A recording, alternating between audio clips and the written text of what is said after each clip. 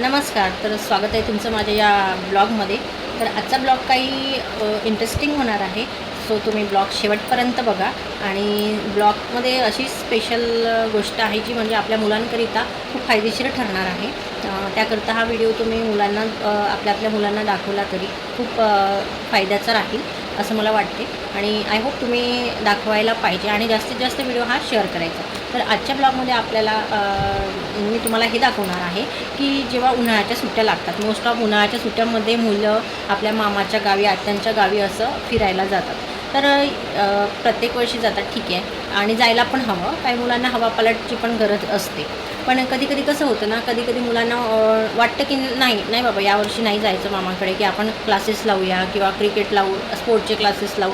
अशासाठी मुलं कधी मामाच्या गावी जाणं अवॉइड करते. तसंच काहीतरी यावर्षी माझ्यासोबत पण झालं. मी माझ्या मुलीला नेहमीच माझ्या माहेरी पाठवते, म्हणजे तिला माझ्या मम्मीकडे तिला चांगलं वाटतं राहायला. पण आता ती पण हळूहळू मोठी झाली, तिला पण फारशी समज आली आहे, तर तिला तिथे आता तेवढं इंटरेस्टिंग असं वाटत नाही की काय आजीकडे जायचं. हां, तेवढ्यापुरतं जाऊन जाणं तिला ठीक वाटतं. पण आता 2 महिने तिथे काढायचे म्हटल्यावर तिला पण यावेळेस खूप विचार येऊन गेला. तर त्याकरिता मग मला पण असं वाटलं की घरी राहून तरी किती राहील. आणि नागपूरचं टेम्परेचर तुम्हा लोकांना माहितीच आहे, न्यूजमध्ये वारंवार दाखवतच असतात. नागपूरचं टेम्परेचर इतकं झालेलं आहे की हा जून महिना तर अजून यायचंच आहे. मे महिन्यामध्ये इतकं वातावरण झालेलं आहे की घरामध्ये कूलर बिलकुल काम करत नाही.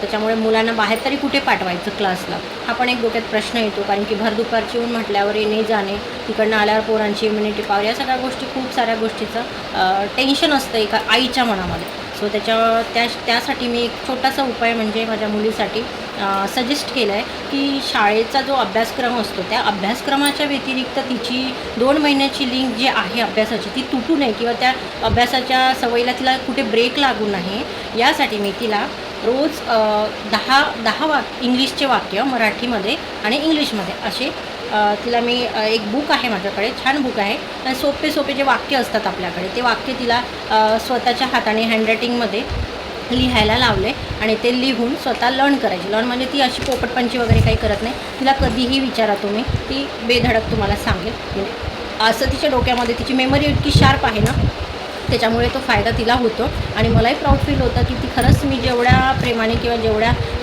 याने सांगते तिला, ती पण तेवढ्याच याने मन लावून ते प्रिपेरेशन करते. सो तुम्हाला मी आज दाखवणार आहे. तिने 2 दिवसात, मी तिला 10 वाक्य सांगितले होते, परंतु तिला आवड असल्याने, अभ्यासाची जिद्द असल्याने तिने ते 2 दिवसात 4 पेजेस कंप्लीट केले आहे. A4 पेजेस आहे. तिला फक्त मी 10 सेंटेन्स सांगितले होते, तुम्ही बघू शकता. तर हे बघा मित्रांनो, ही तिची हँडरायटिंग आहे, कर्सिव्ह हँडरायटिंग बघू शकता तुम्ही. हे A4 साईजचं पेज आहे. सो तिने केलं आहे. आता ते तुम्हाला असं वाटेल की मी नुसतं ते सांगते नाही. आता तुमच्यासमोर मी त्याचा एक डेमो पण दाखवणार की तिच्या कितपत डोक्यात गेलं आहे. ते 2 दिवसाचे तिने किती वाक्य तिच्या डोक्यामध्ये फिट ठेवले आहेत आणि ते कितपत समजून घेतलं आहे. नुसतं पोपटपंची नाही किंवा नुसतं लिहून नाही. तर तिला मी कधीही कालचे वाक्य आज विचारते, आजचे वाक्य मी 2 दिवसांनी जरी विचारेल तरी ती बिंदास सांगेल. म्हणजे असे ते प्रेझेन्स ऑफ माइंड कुठलाही अभ्यास करत असते. आणि महत्त्वाची गोष्ट सांगायची झाली तर मी कौतुक नाही करत, तिचा ब्रेन खूप शार्प आहे. ती क्लासमधून टॉपर होती. त्याचं मला नक्कीच तिचं कौतुक वाटतं. अभ्यासाबद्दल ती म्हणजे तेवढी तिच्यात जिज्ञासा आहे. सो मी तिच्याकडून करून घेत असते. तर मला तरी वाटते की 2 महिन्यामध्ये जी मुलं आपले अभ्यासाच्या व्यतिरिक्त खेळतात ते तर करायला हवं. पण आजच्या जगामध्ये, जनरेशनमध्ये कॉम्पिटिशन वाढल्या कारणाने मुलांची लिंक कायम राहावी, त्यासाठी पालकांनी थोडा हातभार घ्यायला हवा असं मला तरी वाटतं. आणि मी ते करत असते कुठल्या माध्यमातून. सो आता तिचं मी हे पाठांतर तुमच्यासमोर घेऊन दाखवणार आहे. तर तुम्ही व्हिडिओ स्किप न करता व्हिडिओ नक्की कायम शेवटपर्यंत बघा असं मला वाटतं. आणि तुमच्या मुलांना नक्कीच दाखवा. तर मित्रांनो, व्हिडिओ शेवटपर्यंत बघा. आणि व्हिडिओ आता स्टार्ट होत आहे. तर आता आपण चालू करूया अनन्याचं. ही माझी मोठी मुलगी, हिचं नाव आहे अनन्या. तर मी चालू करते आता. तिला कुठूनही खालून वरून मध्ये कुठेही विचारलं तर ती नक्कीच सांगेल. चल, आता व्हिडिओ स्टार्ट होता. तर मला सांग, मी वाक्य मराठीत विचारेल तिला, ती इंग्लिशमध्ये त्याचं ट्रान्सफर करा, ठीक आहे? तुमची स्मरणशक्ती वाढवा. Enhance your memory. तुमची उत्तर देण्याची क्षमता वाढवा. Sharpen your answering capability. ती येताच मला फोन करा. Ring me up as soon as she arrives. Right. हां, प्रत्येक 6 तासानंतर ह्या गोळ्या घ्या. take these tablets after every 6 hours. हां, खाण्यासाठी जबरदस्ती करू नका. Don't force yourself to eat. थोडं क्लिअर आणि मोठ्याने बोल. दृष्ट लोकांपासून दूर राहा. Stay away from cunning people. Yes. तुमच्या ग्राहकाशी काळजीपूर्वक राहा. Deal with your customers carefully. तुझी जशी इच्छा. Do as you wish. Good. मला सल्ला द्या. Advise me. खोलीमध्ये डोकावून पहा. Peep into the room. रस्ता ओलांडण्यासाठी पादचारी मार्गाचा वापर करा. Use pedestrian crossing. तुमच्या गाडीचा वेग नियंत्रित ठेवा. Control the speed of your vehicle. हां, माझ्या आज्ञेचे पालन करा, नाहीतर बाहेर जा. Obey me or get out. चमड्याचे पोशाख विकत घ्या. Buy the new jerky. तुला जेवढे खायचे तेवढे खा. Do eat as you much like. 7 दिवसात पुस्तके परत करा. Return the books within 7 days. Good. तुमचे डोके हलवा. Nod your head. उत्तर द्या. Reply please. मला उठवा. Wake up me. गप्प बसा. Shut up. कारभार द्या. Hand over. एक कप चहा द्या. Come on, have a cup of tea. हळू बोला, ओरडू नको. Speak softly, don't shout. आपल्या घरी कोणत्या दिवशी याल? Come to my house someday. स्मित हास्य करा. Keep smiling. पूर्ण वाक्य बनवा. Make the complete sentence. घंटी वाजवा. Ring the bell. तुम्ही येथे नव्हते ते सिद्ध करा. You prove that you were not there. Good. मी जसे सांगतो तसे कर, नाहीतर मी तुला शिक्षा करणार. Do as I tell you, or I will punish you. वाक्यांना अधोरेखित करा. अंडरलाईन. Underline the sentence. मतडे द्या.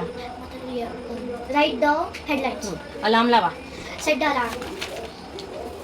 हे झालं ना? बघा, आता हा एक पूर्ण A4 पेज झाला आहे, म्हणजे मागून पळून झाला. आता आपण दुसऱ्या पेजकडे वळूया. 6 गोष्टी सांगा. Mention the 6 things. एखाद्या महान व्यक्तीचे उदाहरण द्या. Give an example of a great leader. leader. मध्यरात्रीपर्यंत वाचा. Read till midnight. बँकेत काम करा, दुसरीकडे कुठेही नको. Work in a bank. No anywhere.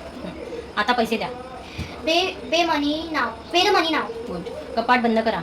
Close up cupboard. फळांना नावे द्या. Name the fruits. उघडा आणि बंद करा. Open and shut. जगाकडे पहा. See the world. जेवढे होईल तेवढे फटाक्यापासून दूर राहा. Stay as far as possible from crackers. जा आणि नवीन नोकरी शोध. Go and seek a new job. Good. प्राण्यांना वाचव. Save the animals. शेताच्या सभोवताली झाडे लावा. Plant trees around fields. शास्त्रीय कारणे द्या. Gives satiation. Give the scientific Give the scientific Reason. reason.